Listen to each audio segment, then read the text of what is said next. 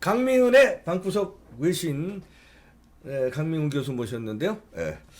방구석에서 외신을 많이 들여다보고 네. 주로 외신을 분석하시는데요. 네. 그래서 글로벌 뉴스를 방구석에서 예. 전달할 수 있다니 참 좋은 세상입니다. 아, 그럼요. 네. 자, 윤미향 건에 대해서 많이 외신들이 다루고 있죠, 지금. 네. 뭐. 참 윤미향 그 의혹, 그 네. 스캔들을 외신이 많이 다룬 자체가 참 창피한 일입니다. 그러게요. 창피한 일입니다. 야, 엄청난 게 계속 나오더라고요. 예, 엄청난 게 눈만 뜨면 계속 나와서 네. 이게 정말 까도 양파처럼 네. 계속 나오는 거죠. 네. 그리고 뭐 키워드가 매일 나오지 않습니까? 네. 키워드가 처음에는 UCLA였다가 또 그 다음에는 쉼터였다가 네. 또 뭐 온수 매트 할머니들 주무시던 네. 그 온수 매트 나오지. 또 뭐 현금으로 집 샀다 나오고 뭐 현금 통장에 얼마 있었다 이런 거 나오고 계속 나오고 나중에는 우간다까지 나왔잖아요. 우간다까지. 지금은 또 중북도 나왔습니다. 네. 일본 그 조총련 뭐가 만나고 그다음에 탈북자들을 회유해서 월북시켜라고 막 종용하고 이런 네. 뉴스까지 터졌습니다. 그래서 거의 1일 1키워드 그러네요. 1일 1키워드를 지금 제공을 하고 있어요. 그리고 우리나라 언론이 엄청나게 많이 다루지 않습니까? 네. 이 의혹을. 그러니까 외신들도 엄청나게 다루고 있습니다. 네. 외신 뉴스가 너무너무 많아요. 네. 그래서 제가 매일 뭐 한두 개씩 중요한 뉴스를 소개를 해드리고 있는데 제 방구석 외신 채널에서 네. 대개 이제 한 두 가지 정도로 나뉘어요. 네. 하나는 팩트 위주 보도. 그러니까 윤미향 씨가 이러이런 의혹을 받고 있다. 쉼터는 이렇게 생겼고 기부금을 얼마 받았는데 할머니들한테 얼마를 줬다. 네. 고 한국 언론이 보도했다. 음. 라는 이런 팩트 위주의 기사. 네. 그다음에 이제 또 하나는 제가 유심히 본 게 일본 쪽. 네. 일본은 좀 분석 기사 많이 나오죠. 예, 일본 언론이 어떻게 보고 있는가. 네. 이렇게 보면 일본 언론들은 또 약간 포커스가 다른 게 네. 이제 할머니들이 수요 집회를 반대하면서 수요 집회를 안 한다에 초점을 좀 맞춰요. 일본 입장에서. 그렇죠. 예, 수요 집회. 아무래도 자기네 나라 예, 입장이 그거니까. 예, 그래서 일본에서는 수요 집회 안 한다. 여기다가 좀 초점을 맞추고 있고 어제 또 그 홍콩 언론이 재밌는 기사를 실었어요. 네. 사우스 차이나 모닝 포스트라는 네. 신문인데 이게 120년 된 신문이에요. 아이고 뭐 그렇죠. 근데 거기서는 이 상황, 왜 이렇게 이런 일이 일어났는가 상황 분석을 했는데 네. 그 기사가 상당히 인상적이었어요. 네. 뭐라고 얘기를 하는가 하면 제목이 예. 위안부 할머니들을 그 정치적 목적으로 장기판의 졸처럼 썼다. 표현이 폰 아시죠? PAWN. 장기판의 졸. 아하. PAWN. 네. 그게 제목이에요. 폴리티컬. 제대로 분석했네. 네, 폴리티컬. 진짜 장기판을 졸로 이용해 먹은 거 아니에요? 네, 폴리티컬 목적으로 할머니들을 장기판의 졸로 썼다. 이게 제목이고 그 안에서 뭐라고 분석을 했는가 하면 사회적 약자에 대한 걸 건드리는 거는 우리 사회의 엄청난 금기 아닙니까? 네. 그런데 그중에 위안부 할머니 분들은 그중에 최고봉이라는 거죠. 네, 그렇죠. 사회적인 터부고 그분들을 지원하는 어떤 단체를 공격한다는 것은 이거는 정치적으로 있을 수가 없는 일이었다는 거죠. 네. 그런 상황에서 이용수 할머니가 기자회견을 딱 하시니까 네. 너무 충격이었죠. 그렇지. 예. 그러니까 한국 언론이 많이 다루고 실제로 위안부 할머니들이 2004년부터 폭로하시지 않았습니까? 네. 그런데 그땐 언론이 잘 보도를 안 했잖아요. 네. 그래서 그냥 위야무야 덮였고 이번에는 언론이 엄청나게 보도를 했죠. 네.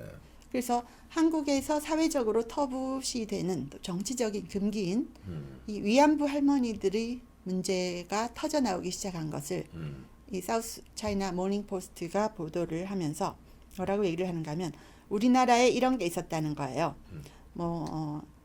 어떤 사회적 약자를 드라마틱한 스토리로 포장을 해서 그들을 이용해서 상대방을 공격하는 네. 그런 트렌드가 굉장히 많았다는 거죠, 한국에. 그렇죠.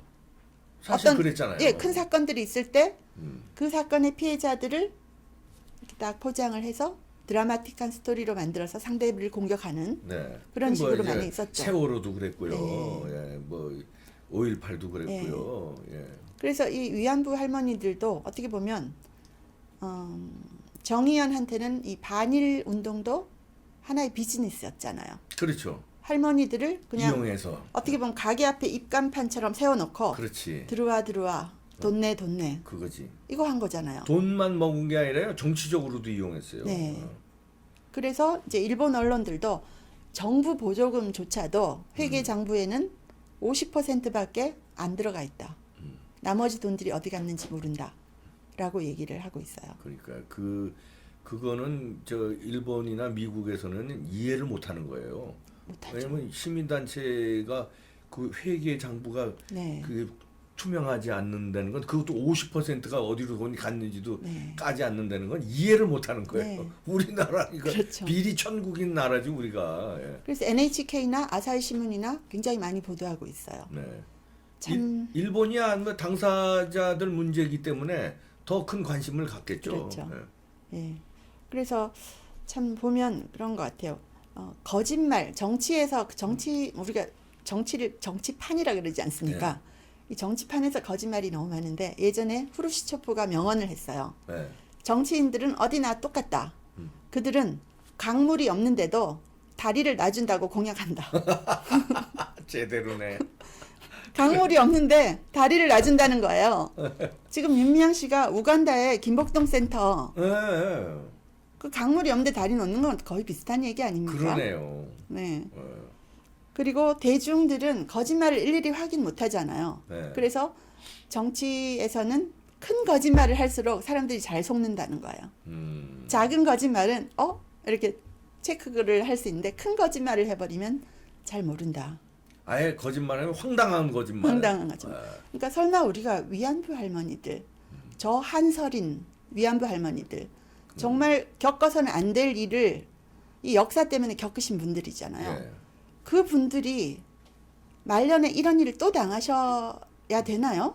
그건 정말 부끄러운 일 아닙니까? 네. 너무 마음 아픈 일이죠. 그래서 그런 스토리 자체가 또 사실 드라마틱하니까 외신들이 네. 많이 보도를 하고 있는데 네. 참 외신 보도를 제가 소개를 해드리면서도 외신이 이거는 좀 많이 안 보도하면 좋겠는데 이런 생각이 들더라고요. 네. 또 그저께는 BTS 나왔잖아요. 네. BTS 패딩.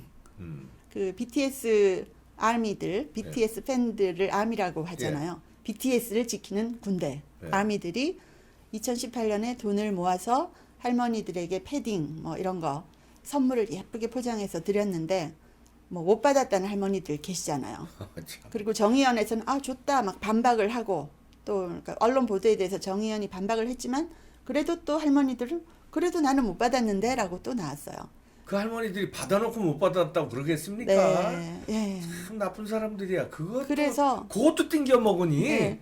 아. 그래서 이거는요 BTS 아미들이 알면 난리 나죠. BTS 아미들이 네. 얼마나 엄청난지 그 작은 것들을 위한 시 BTS 뮤직비디오가 처음 딱 공개가 됐을 때 네. 거기에 전 세계에서 달린 댓글이 274만 개였어요.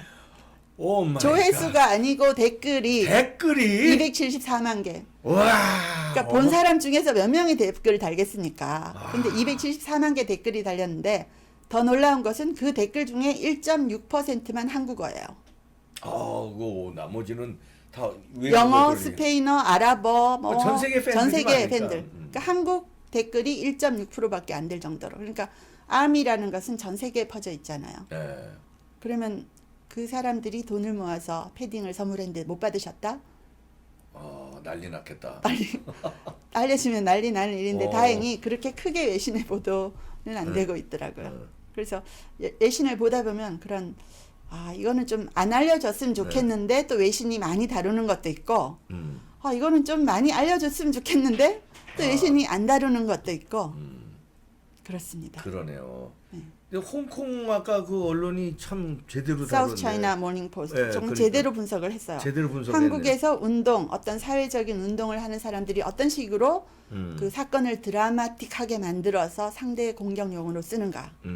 그러니. 그런 걸 잘 분석을 했더라고요. 그러게요. 잘 분석했네요. 이 윤미향 건은 계속 터지는데도 민주당은 계속 옹호하고 보호하고 있더라고요. 이게 이해가 안 가요. 난 이렇게 터졌는데. 이게 미래통합당 당선자 일이었어 봐요. 아이고 난리 났죠. 난리 났죠. 아니 이렇게 터지는데도 네. 아직도 옹호. 오늘 옹호하더라고요. 네. 원내대표라는 사람이. 야. 그리고 이게- 원래 사건은 사건으로 덮잖아요. 요번에 살아난 사람이 양정숙 당선인 아닙니까? 그러네. 양정숙 그러네. 당선인은 윤미향 당선인에게 고맙다고 해야 될 것 같아요. 그러게요. 자기 사건 싹 덮어줬잖아요. 지금 부정선거도요. 부정선거 의혹도 지금 계속 터져나야 되는 윤미향 건으로 자꾸 사람들이 뭐래 관심이 이쪽으로 가는 것 같아서 네. 좀 안타까운데요.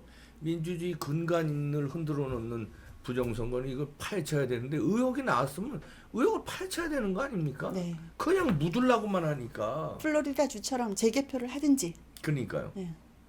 네.